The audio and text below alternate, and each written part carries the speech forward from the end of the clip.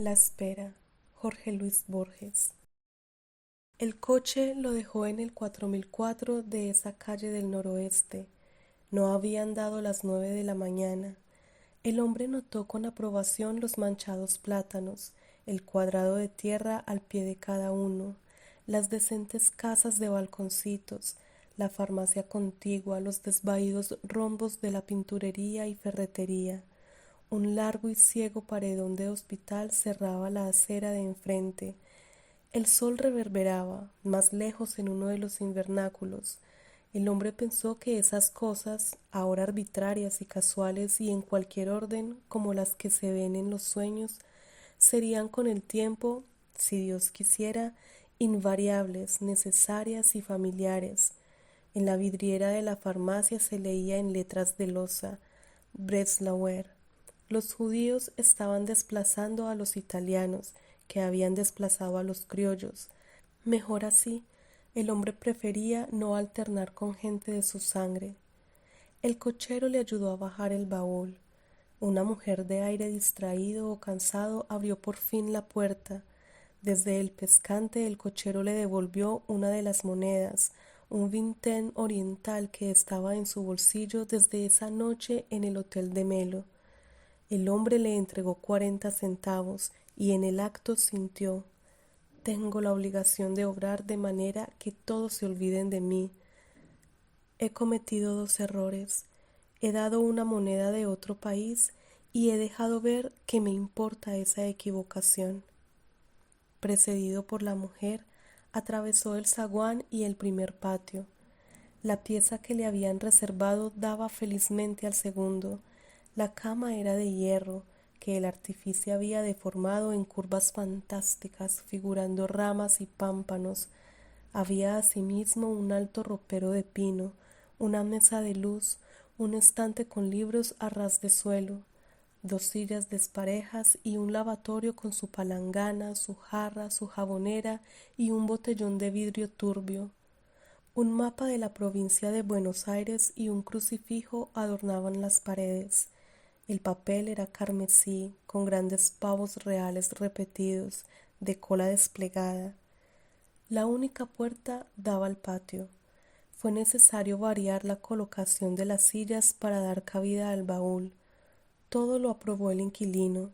Cuando la mujer le preguntó cómo se llamaba, dijo Villari, no como un desafío secreto, no para mitigar una humillación que en verdad no sentía, sino porque ese nombre lo trabajaba, porque le fue imposible pensar en otro. No lo sedujo ciertamente el error literario de imaginar que asumir el nombre del enemigo podía ser una astucia. El señor Villari, al principio, no dejaba la casa. Cumplidas unas cuantas semanas, dio en salir, un rato al oscurecer. Alguna noche entró en el cinematógrafo que había a 3 cuadras. No pasó nunca de la última fila, siempre se levantaba un poco antes del fin de la función. Vio trágicas historias de Ampa. Estas sin duda incluían errores. Estas sin duda incluían imágenes que también lo eran de su vida anterior. Villari no las advirtió porque la idea de una coincidencia entre el arte y la realidad era ajena a él. Dócilmente trataba de que le gustaran las cosas. Quería adelantarse a la intención con que se las mostraban. A diferencia de quienes han leído novelas, no se veía nunca a sí mismo como un personaje del arte. No le llegó jamás una carta, ni siquiera una circular, pero leía con borrosa esperanza una de las secciones del diario. De tarde arrimaba a la puerta una de las sillas y mateaba con seriedad, puestos los ojos en la entrada del muro de la inmediata casa de Altos. Años de soledad le habían enseñado que los días en la memoria tienden a ser iguales, pero que no hay un día, ni siquiera de cárcel o de hospital, que no traiga sorpresas, que no sea al trasluz una red de mínimas sorpresas. En otras reclusiones había cedido a la tentación de contar los días y las horas, pero esta reclusión era distinta porque no tenía término, salvo que el diario una mañana trajera la noticia de la muerte de Alejandro Villari. También era posible que Villari ya hubiera muerto y entonces esta vida era un sueño. Esa posibilidad lo inquietaba, porque no acabó de entender si se parecía al alivio o a la desdicha. Se dijo que era absurda y la rechazó. En días lejanos, menos lejanos por el curso del tiempo que por 2 o 3 hechos irrevocables, había deseado muchas cosas, con amor sin escrúpulo, esa voluntad poderosa que había movido el odio de los hombres y el amor de alguna mujer. Ya no quería cosas particulares, solo quería perdurar, no concluir.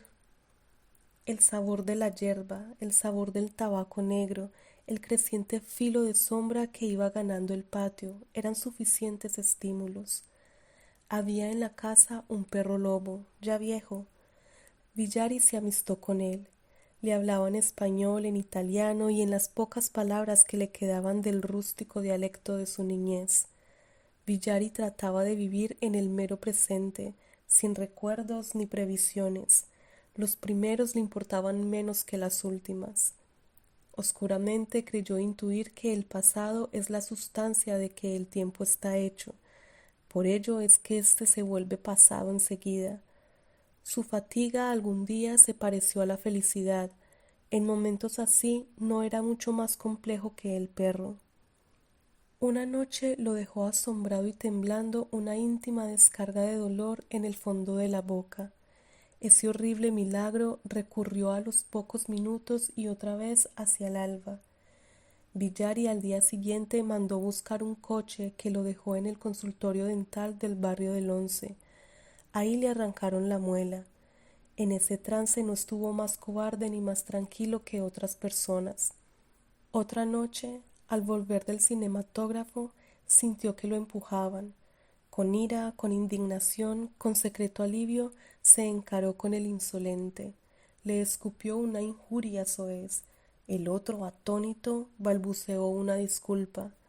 Era un hombre alto, joven, de pelo oscuro, y lo acompañaba una mujer de tipo alemán. Villari esa noche se repitió que no los conocía. Sin embargo, 4 o 5 días pasaron antes que saliera a la calle. Entre los libros del estante había una Divina Comedia, con el viejo comentario de Andreoli. Menos surgido por la curiosidad que por el sentimiento de deber, Villari acometió la lectura de esa obra capital.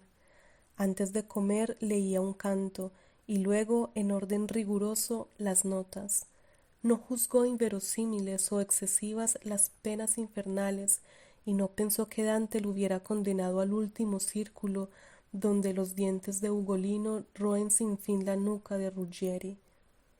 Los pavos reales de papel carmesí parecían destinados a alimentar pesadillas tenaces, pero el señor Villari no soñó nunca con una glorieta monstruosa hecha de inextricable pájaros vivos. En los amaneceres soñaba un sueño de fondo igual y de circunstancias variables. 2 hombres y Villari entraban con revólveres en la pieza y lo agredían al salir del cinematógrafo.